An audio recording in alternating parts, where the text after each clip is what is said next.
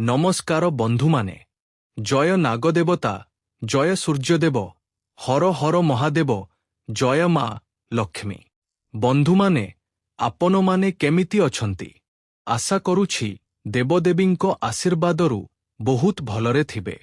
ମୋ କଥାଗୁଡ଼ିକୁ ବହୁତ ଧ୍ୟାନ ଦେଇ ଶୁଣନ୍ତୁ। ଆଗାମୀ ସକାଳ ଟାପରେ ହଠାତ୍ ବଦଳିଯିବ ଭାଗ୍ୟ। ବର୍ଷ ପରେ ଆପଣଙ୍କ କୁଣ୍ଡଳୀରେ ଏପରି ଏକ ଶୁଭଯୋଗ ତିଆରି ହୋଇଛି।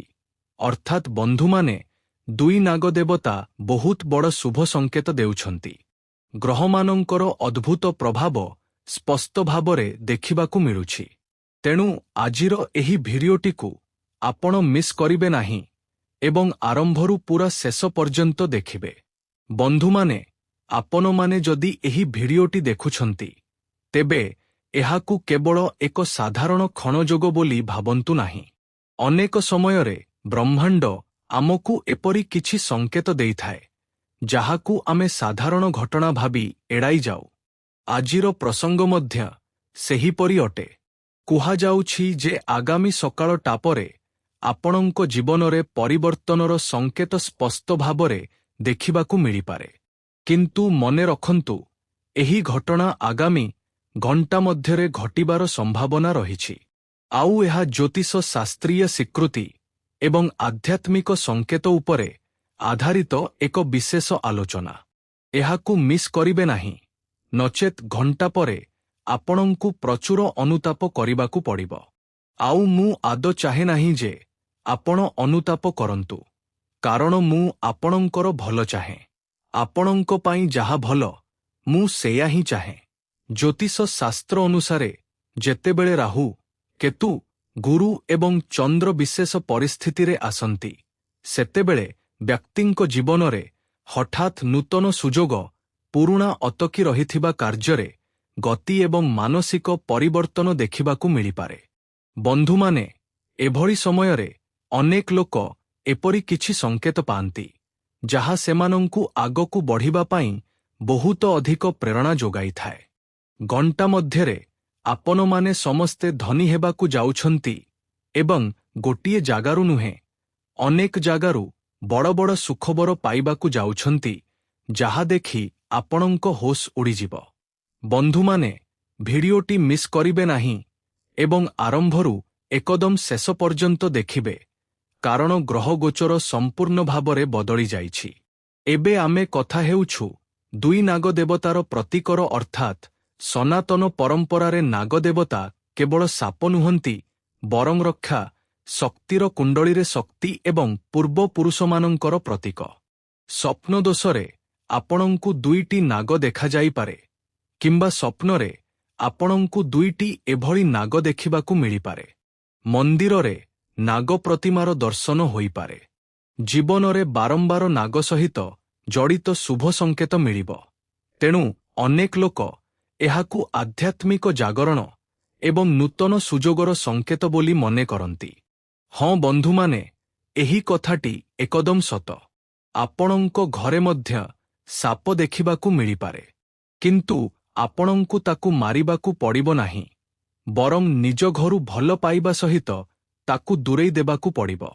ଦୂରରୁ ହିଁ ଆପଣଙ୍କୁ ନମସ୍କାର କରିବାକୁ ପଡ଼ିବ, କାରଣ ପୃଥିବୀରେ ଯେତେ ସବୁ ପ୍ରାଣୀ ଅଛନ୍ତି, ସବୁ ଭଗବାନ ହିଁ ତିଆରି କରିଛନ୍ତି ଏବଂ ମହାଦେବ ପ୍ରତ୍ୟେକ ପ୍ରକାର ଜୀବଜନ୍ତୁଙ୍କ ଭିତରେ ବିରାଜମାନ କରିଥାନ୍ତି। ତେଣୁ ଆପଣଙ୍କୁ କେବେ ମଧ୍ୟ କାହାର କ୍ଷତି ପହଞ୍ଚାଇବା ଉଚିତ ନୁହେଁ। ମନେ ରଖିବେ, କୌଣସି ପ୍ରାଣୀ ଆପଣଙ୍କ କ୍ଷତି କରିବ ନାହିଁ, ଯେପର୍ଯ୍ୟନ୍ତ ତାକୁ ଏହା ଭୟ ନ ହେଉ ଯେ ଆପଣ ତାକୁ ଜୀବନରୁ ମାରିବାକୁ ଚାହାନ୍ତି। ତେଣୁ ଯଦି ଆଗାମୀ ଘଣ୍ଟା ମଧ୍ୟରେ ଆପଣଙ୍କ ଘରେ କିମ୍ବା ଅଗଣାରେ, ଘର ପଛପଟେ କେଉଁଠି ସାପ ଦେଖାଯାଏ, ତେବେ ସବୁଠାରୁ ଆଗରୁ ଦୂରତା ବଜାୟ ରଖିବେ। ଧୀରେ ଧୀରେ ନିଜ ଘରୁ ତାକୁ ତଡ଼ିଦେବେ, କିନ୍ତୁ ତାକୁ ମାରିବେ ନାହିଁ। ଆଗାମୀ ସକାଳ ଟାପରେ ଯଦି ଆପଣଙ୍କୁ କୌଣସି ଶୁଭ ସମ୍ବାଦ ମିଳିଯାଏ, କୌଣସି ପୁରୁଣା ବନ୍ଧୁଙ୍କ ଫୋନ୍ ଆସିଯାଏ, କିମ୍ବା ଅଟକି ରହିଥିବା ଟଙ୍କା ଆପଣ ପାଇଯାଆନ୍ତି, ବନ୍ଧୁମାନେ, ଚାକିରି ବା ବ୍ୟାପାର ସହିତ ଜଡ଼ିତ ଭଲ ଖବର ଆସିଯାଏ, ତେବେ ଏହାକୁ ଏକ ସକାରାତ୍ମକ ଦୃଷ୍ଟିରେ ଗ୍ରହଣ କରନ୍ତୁ।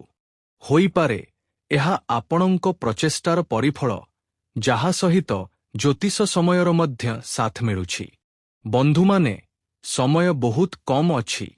ଭିଡିଓଟି ଏକାକୀ ଦେଖିବେ, ନଚେତ୍ ଆପଣଙ୍କୁ ବହୁତ ଅଧିକ ଅନୁତାପ କରିବାକୁ ପଡ଼ିବ। ଘଣ୍ଟା ମଧ୍ୟରେ ଆପଣମାନେ ସମସ୍ତେ ଧନୀ ହେବାକୁ ଯାଉଛନ୍ତି। ଆପଣଙ୍କର ଅଟକି ରହିଥିବା ସମସ୍ତ କାର୍ଯ୍ୟ ସମ୍ପନ୍ନ ହେବ ଏବଂ ଆପଣ ଦିନକୁ 2 ଗୁଣ ରାତିକୁ 4 ଗୁଣ ଉନ୍ନତି କରିବେ। ଆପଣଙ୍କ ପାଖରେ କୌଣସି ଜିନିଷର କୌଣସି ଅଭାବ ରହିବ ନାହିଁ। ବନ୍ଧୁମାନେ, ବିଧାତାର ଖେଳ ଏବେ ଆପଣମାନେ ନିଜ ଆଖିରେ ଦେଖିବାକୁ ଯାଉଛନ୍ତି। ଭଲ ଖବର ପାଇବାର ପ୍ରବଳ ସମ୍ଭାବନା ରହିଛି। ମୁଁ ମିଛ କହୁନାହିଁ। ଗ୍ରହମାନଙ୍କ ପ୍ରଭାବ ଏହି ସମୟରେ ଗୁରୁଙ୍କ ଶୁଭଦୃଷ୍ଟି ଜ୍ଞାନ ଏବଂ ସୁଯୋଗ ବୃଦ୍ଧି କରିବାର ସଂକେତ ଦେଉଛି। ସେହିପରି ବନ୍ଧୁମାନେ, ସୁଖ ସୁବିଧା ଏବଂ ସମ୍ପର୍କରେ ମଧୁରତା ମଧ୍ୟ ଆଣିପାରେ। ଯଦି ଶନି ଆପଣଙ୍କ କର୍ମଭାବକୁ ମଜଭୁତ କରୁଛନ୍ତି, ତେବେ ପରିଶ୍ରମର ଫଳ ଧୀରେ ଧୀରେ ମିଳିବାକୁ ଲାଗିଥାଏ। ଅନ୍ୟପକ୍ଷରେ ରାହୁ ନୂତନ ଦିଶା ଏବଂ ଉତ୍ସାହିତ ସୁଯୋଗର ପ୍ରତୀକ ଭାବରେ ବିବେଚନା କରାଯାଏ। ତେଣୁ ଘବରେଇବାର ନୁହେଁ, ବରଂ ସଠିକ୍ ନିଷ୍ପତ୍ତି ନେବାର ଆବଶ୍ୟକତା ରହିଛି। କାରଣ ଘଣ୍ଟା ମଧ୍ୟରେ କିଛି ବଡ଼ ଚମତ୍କାରୀ ପରିବର୍ତ୍ତନ ଆପଣମାନେ ଦେଖିବାକୁ ପାଇବେ, ଯାହା ଦେଖି ଆପଣ ବେଶ୍ ଆଶ୍ଚର୍ଯ୍ୟ ଅନୁଭବ କରିବେ। ବନ୍ଧୁମାନେ, ଆମ ଜୀବନକାଳରେ ଯାହା କିଛି ହୁଏ, ସବୁ ଆମର ଭଲ ପାଇଁ ହିଁ ହୋଇଥାଏ। ପରମାତ୍ମା କେବେ ମଧ୍ୟ ଆପଣଙ୍କୁ ଧନୀ କରିପାରନ୍ତି। ଦେଖନ୍ତୁ, କୌଣସି ବ୍ୟକ୍ତିକୁ ଛୋଟ ଭାବିବା ଉଚିତ ନୁହେଁ, କାରଣ ପ୍ରତ୍ୟେକ ବ୍ୟକ୍ତି କୌଣସି ନା କୌଣସି କ୍ଷେତ୍ରରେ ବହୁତ ଅଧିକ ଜ୍ଞାନୀ ହୋଇଥାନ୍ତି। ଅଭିଜ୍ଞତା ଅର୍ଥାତ୍ ତାକୁ ସବୁକିଛି ଜଣାଥାଏ।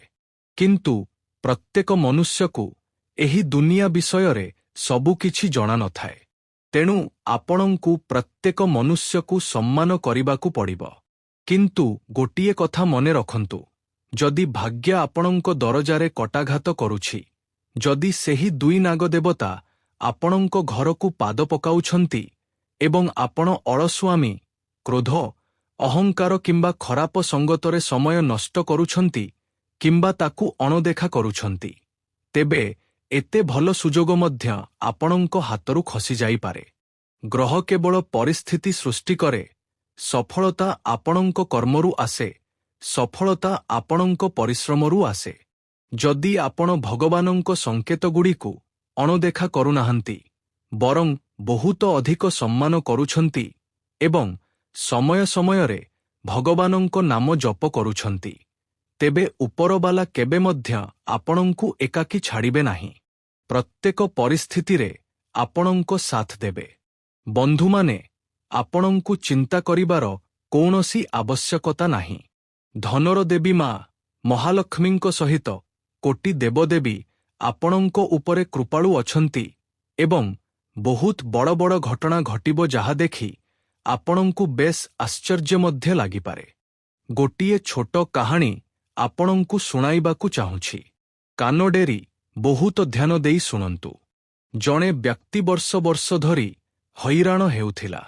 ସେ ସବୁ ଜାଗାରେ ଚେଷ୍ଟା କରିଥିଲା, କିନ୍ତୁ ସଫଳତା ପାଇନଥିଲା। ଜଣେ ସନ୍ଧ୍ୟା ତାକୁ କହିଥିଲେ, ଯେତେବେଳେ ସମୟ ବଦଳିବ, ସେତେବେଳେ ସୁଯୋଗ ନିଜେ ତୁମ ଦରଜା ପର୍ଯ୍ୟନ୍ତ ଆସିବ, କିନ୍ତୁ ଦରଜା ତୁମକୁ ହିଁ ଖୋଲିବାକୁ ପଡ଼ିବ। ମୋ କଥାକୁ ବୁଝିବା ପାଇଁ ଚେଷ୍ଟା କରିବେ। କିଛି ମାସ ପରେ ତା ପାଖରେ ହଠାତ୍ ଏପରି ଏକ ସୁଯୋଗ ଆସିଲା, ଯାହା ତାର ପୂରା ଜୀବନକୁ ବଦଳାଇ ଦେଲା। ସେ ପରେ କହିଥିଲା, ଭାଗ୍ୟ ବଦଳିଲା ସତ, କିନ୍ତୁ ମୁଁ ଯଦି ସେହିଦିନ ପ୍ରସ୍ତୁତ ନଥାନ୍ତି, ତେବେ ହୁଏତ ସେହି ସୁଯୋଗ ମଧ୍ୟ ମୋ ହାତରୁ ଚାଲିଯାଇଥାନ୍ତା। ମୋର ସଠିକ୍ ସମୟରେ ମୁଣ୍ଡ କାମ କରିଥିଲା ଏବଂ ଆମେ ପରିଶ୍ରମ କରିଥିଲୁ, ସହିତ ଭଗବାନଙ୍କ ଆଶୀର୍ବାଦ ପାଇଥିଲୁ। ସେତେବେଳେ ଯାଇ ଆମର ଭାଗ୍ୟ ବଦଳିଲା। ଆଜି ଏହି ବାର୍ତ୍ତା ଆପଣଙ୍କ ପାଇଁ ମଧ୍ୟ ଅଟେ। ଯଦି ଆପଣଙ୍କ ଜୀବନରେ ଦୀର୍ଘ ସମୟ ଧରି ସଂଘର୍ଷ ଚାଲିଛି, ତେବେ ନିରାଶ ହୁଅନ୍ତୁ ନାହିଁ, ମୋର ପ୍ରିୟ ଭକ୍ତଗଣ। ଆଗାମୀ ଦିନଟି ଆପଣଙ୍କ ପାଇଁ ନୂତନ ଚିନ୍ତାଧାରା ସହିତ ନୂତନ ଶୁଭାରମ୍ଭ ଏବଂ ନୂତନ ସୁଯୋଗର ପ୍ରତୀକ ଭାବରେ ବିବେଚନା କରାଯାଇପାରେ। ଜ୍ୟୋତିଷ ଶାସ୍ତ୍ରର ପ୍ରବଳ ସମ୍ଭାବନା ଅଛି ଯେ କିଛି ବଡ଼ ହେବାକୁ ଯାଉଛି। ଆପଣଙ୍କ ନିଜ କାମ ଉପରେ ପୂରା ଧ୍ୟାନ ଦେବାକୁ ପଡ଼ିବ। ସହିତ ପରିବାରକୁ ସମ୍ମାନ ମଧ୍ୟ ଦେବାକୁ ପଡ଼ିବ ଏବଂ ଈଶ୍ୱରଙ୍କ ଉପରେ ଭରସା ରଖିବାକୁ ପଡ଼ିବ। ଭଗବାନ ଆମ ଜୀବନକାଳରେ ଯାହା କିଛି କରନ୍ତି ସବୁ ଆମର ଭଲ ପାଇଁ ହିଁ କରିଥାନ୍ତି। ଦେଖନ୍ତୁ, କେବେ କେବେ ଏପରି ମଧ୍ୟ ହୋଇପାରେ ଯେ ଆପଣ ଭୁଲ ଜାଗାରେ ନିଜ ସମୟ ଏବଂ ନିଜର ଶକ୍ତି ଲଗାଉଛନ୍ତି, କିନ୍ତୁ ଗ୍ରହମାନଙ୍କ ଗୋଚର ଆପଣଙ୍କୁ ସାଥ ଦେଉଛି, ଦେବଦେବୀ ଆପଣଙ୍କୁ ସାଥ ଦେଉଛନ୍ତି। ତେଣୁ କେବେ କେବେ ପରିବାର କଥା ମଧ୍ୟ ମାନିନେବା ଉଚିତ। ବନ୍ଧୁମାନେ, ମୁଁ ଆପଣଙ୍କୁ ଏକ ସରଳ ଉପାୟ ଦେଉଛି। କାଲି ସକାଳେ ସ୍ନାନ ଇତ୍ୟାଦି ସାରି ଭଗବାନ ଶିବଙ୍କୁ ସ୍ମରଣ କରିବେ। ଯଦି ସମ୍ଭବ ହୁଏ, ଓମ୍ ନମଃ ଶିବାୟ ମନ୍ତ୍ରଟି ଅତିକମ୍ରେ ଥର ଶ୍ରଦ୍ଧାପୂର୍ବକ ଜପ କରିବେ ଏବଂ ମହାଦେବଙ୍କ ନିକଟସ୍ଥ ମନ୍ଦିରକୁ ଯାଇ ଶିବଲିଙ୍ଗରେ ଗୋଟିଏ ଲୋଟା ଜଳ ଅର୍ପଣ କରିପାରିବେ। 2 ବା 3 ବା 5ଟି ବେଲପତ୍ର ମଧ୍ୟ ଅର୍ପଣ କରିପାରିବେ। କିଛି ପ୍ରଦକ୍ଷିଣ ମଧ୍ୟ କରିପାରିବେ। ନାଗଦେବତାଙ୍କ ଧ୍ୟାନ କରି ପ୍ରାର୍ଥନା କରିବେ ଯେ ଆପଣଙ୍କ ଜୀବନରୁ ଭୟ, ବାଧା, ନକାରାତ୍ମକତା ଦୂର ହୋଇଯାଉ। ସହିତ ଶତ୍ରୁ ଆପଣଙ୍କ ଜୀବନରୁ ଦୂରକୁ ଚାଲିଯାଆନ୍ତୁ ଏବଂ ଯେଉଁମାନେ ନିଜର ଲୋକ ସାଜି ଆମ ସହିତ ଛଳ କରନ୍ତି, ଏଭଳି ଲୋକମାନେ ଆପଣଙ୍କ ଜୀବନରୁ ଦୂରକୁ ଚାଲିଯାଆନ୍ତୁ। ଆପଣଙ୍କୁ ସଠିକ୍ ନିଷ୍ପତ୍ତି ନେବାର ଶକ୍ତି ପ୍ରଦାନ କରନ୍ତୁ। ଏଭଳି ସମୟର ନିର୍ମାଣ ହେବା ଉଚିତ। ମନେ ରଖନ୍ତୁ, କୌଣସି ଚମତ୍କାରର ପ୍ରତୀକ୍ଷା କରିବା ଅପେକ୍ଷା ନିଜ କର୍ମ, ଅନୁଶାସନ ଏବଂ ସକାରାତ୍ମକ ଚିନ୍ତାଧାରାକୁ ମଜଭୁତ କରନ୍ତୁ। ଏହା ହିଁ ସବୁଠାରୁ ବଡ଼ ଜ୍ୟୋତିଷ ଶାସ୍ତ୍ରୀୟ ଉପାୟ। ବନ୍ଧୁମାନେ, ମହାକାଶରେ ବହୁତ ବଡ଼ ବଡ଼ ଗ୍ରହ ଗୋଚର ହେଉଛି ଯାହାର ସିଧାସାଧା ଲାଭ ଆପଣ ପାଇବେ। ଯଦି ଆପଣଙ୍କୁ ଲାଗେ ଯେ ଆପଣଙ୍କ ଜୀବନରେ ଏବେ ଭଲ ଦିନର ଶୁଭାରମ୍ଭ ହେବାକୁ ଯାଉଛି, ତେବେ ମନେ ମନେ ଭଗବାନ ଶିବ ଏବଂ ନାଗଦେବତାଙ୍କୁ ପ୍ରଣାମ କରନ୍ତୁ ଏବଂ ସକାରାତ୍ମକ ଶକ୍ତି ସହିତ ନିଜ ଦିନର ଶୁଭାରମ୍ଭ କରନ୍ତୁ। ଆଗାମୀ ସକାଳ ଆପଣଙ୍କ ପାଇଁ କୌଣସି ସାଧାରଣ ସକାଳ ହେବାକୁ ଯାଉନାହିଁ। ଆପଣଙ୍କ ଜୀବନର ସବୁଠାରୁ ବିଶେଷ ସମୟ ମଧ୍ୟରୁ ଗୋଟିଏ ପ୍ରମାଣିତ ହେବ ଏବଂ ଆପଣ ଖୁସିରେ ନାଚିବେ। ମୁଁ ଏହି କଥାର ଗ୍ୟାରେଣ୍ଟି ପର୍ଯ୍ୟନ୍ତ ଦେଇପାରିବି, କାରଣ ଏହି ସମୟ 9ଟି ଗ୍ରହ ମଧ୍ୟରୁ 4ଟି ଗ୍ରହ ସିଧାସାଧା ଆପଣଙ୍କୁ ସମର୍ଥନ କରୁଛନ୍ତି। ସେ ଗୁରୁ ଗ୍ରହ ହେଉ, ବୁଧ ଗ୍ରହ ହେଉ କିମ୍ବା ସୂର୍ଯ୍ୟ ଗ୍ରହ ହେଉ ବା ଶୁକ୍ର ଗ୍ରହ ହେଉ, ପ୍ରତ୍ୟେକ ପରିସ୍ଥିତିରେ ଆପଣଙ୍କୁ ସମର୍ଥନ କରୁଛନ୍ତି ଏବଂ ସୂର୍ଯ୍ୟଦେବ ଆପଣଙ୍କ ଜୀବନକୁ ସମ୍ପୂର୍ଣ୍ଣ ଭାବରେ ବଦଳାଇ ରଖିଦେବେ। ହଁ ବନ୍ଧୁମାନେ, ସୂର୍ଯ୍ୟଙ୍କଠାରୁ ମଧ୍ୟ ଅଧିକ ଜୋରରେ ଆପଣଙ୍କ ଭାଗ୍ୟ ଚମକିବାକୁ ଯାଉଛି। ଘୋଡ଼ାଠାରୁ ମଧ୍ୟ 1000 ଗୁଣା ଅଧିକ ଜୋରରେ ଏବେ ଆପଣଙ୍କ ଭାଗ୍ୟ ଦୌଡ଼ିବ। ମୁଁ ଲେଖିଦେଉଛି, ଆଗାମୀ ସମୟରେ ଆପଣଙ୍କ ଜୀବନରେ 4ଟି ବଡ଼ ଘଟଣା ଘଟିବ ଏବଂ ଆପଣଙ୍କ ଭାଗ୍ୟ ସମସ୍ତଙ୍କୁ ଜବାବ ଦେବ। ଯେଉଁ ଲୋକମାନେ କହୁଛନ୍ତି ଯେ ଆପଣଙ୍କ ଦ୍ୱାରା କିଛି ହୋଇପାରିବ ନାହିଁ, ସେହି ଲୋକମାନେ ଅନୁତାପ କରିବେ, କାରଣ ସମୟ ବଦଳୁଛି। ଭାଗ୍ୟରେ ଏକ ନୂତନ ପରିବର୍ତ୍ତନ ଦେଖିବାକୁ ମିଳୁଛି। ତେଣୁ ଯାହା କିଛି ହେବ, ସବୁ ଆପଣଙ୍କ ଭଲ ପାଇଁ ହିଁ ହେବ। ଖୁସି ପାଳନ କରିବାର ପ୍ରସ୍ତୁତିରେ ଲାଗିପଡ଼ନ୍ତୁ ବନ୍ଧୁମାନେ, କାରଣ ଏବେ ଯାହା ଘଟିବାକୁ ଯାଉଛି ତାହା ଦେଖି ଆପଣ ଦଙ୍ଗ ରହିଯିବେ। ଭିଡିଓଟିକୁ ପ୍ରଥମେ ଗୋଟିଏ ଲାଇକ୍ କରିଦିଅନ୍ତୁ, ଚ୍ୟାନେଲଟିକୁ ସବସ୍କ୍ରାଇବ୍ କରିଦିଅନ୍ତୁ ଏବଂ କମେଣ୍ଟ ବକ୍ସରେ ସଚ୍ଚୋଟ ମନରେ ଲେଖିଦିଅନ୍ତୁ, ହର ହର ମହାଦେବ। ଓମ୍ ନମଃ ଶିବାୟ। ଜୟ ସୂର୍ଯ୍ୟଦେବ। ଚ୍ୟାନେଲଟିକୁ ସବସ୍କ୍ରାଇବ୍ ନ କରି ଆଗକୁ ବଢ଼ନ୍ତୁ ନାହିଁ, କାରଣ ଏଠାରୁ ଆଗକୁ ଆମେ ଆପଣଙ୍କର ଗୁରୁତ୍ୱପୂର୍ଣ୍ଣ ରାଶିଫଳ ବିଷୟରେ କହିବାକୁ ଯାଉଛୁ, ଯାହା ଜାଣିବା ଅତ୍ୟନ୍ତ ଆବଶ୍ୟକ। ବନ୍ଧୁମାନେ, ଶେଷରେ ଆପଣଙ୍କର ସାଧାରଣ ଜୀବନ, ସ୍ୱାସ୍ଥ୍ୟ ଜୀବନ, ଧନ ରାଶିଫଳ, ବ୍ୟାପାର ବ୍ୟବସାୟ, କ୍ୟାରିୟର ରାଶିଫଳ କିପରି ରହିବାକୁ ଯାଉଛି, ଏହି ବିଷୟରେ ବହୁତ ବିସ୍ତାରପୂର୍ବକ ଆମେ ଆଲୋଚନା କରିବା। ତେବେ ଚାଲନ୍ତୁ ଜାଣିନେବା ଯେ ଆଜି ଆପଣଙ୍କ ରାଶିଫଳ କିପରି ରହିବାକୁ ଯାଉଛି। ଆପଣଙ୍କୁ କେଉଁ କେଉଁ ଖୁସି ଖବର ମିଳିବାକୁ ଯାଉଛି? କୁମ୍ଭ ରାଶି। ବନ୍ଧୁମାନେ, ଦିନର ଶୁଭାରମ୍ଭ ବହୁତ ଭଲ ହେବ। ପ୍ରିୟଜନମାନଙ୍କ ସହିତ ଭେଟଘାତ ହେବ ଏବଂ କିଛି ସମୟ ଶାନ୍ତି, ଧର୍ମ ବା ଆଧ୍ୟାତ୍ମିକତା ସହିତ ଜଡ଼ିତ କାର୍ଯ୍ୟକଳାପରେ ସମୟ ବିତାନ୍ତୁ। ଏଥିରେ ମାନସିକ ସୁଖ ମିଳିବ ଏବଂ ବିଘ୍ନମାନସକ ପଢ଼ାପଢ଼ିରେ ଆସୁଥିବା ବାଧା ଦୂର ହୋଇଯିବ।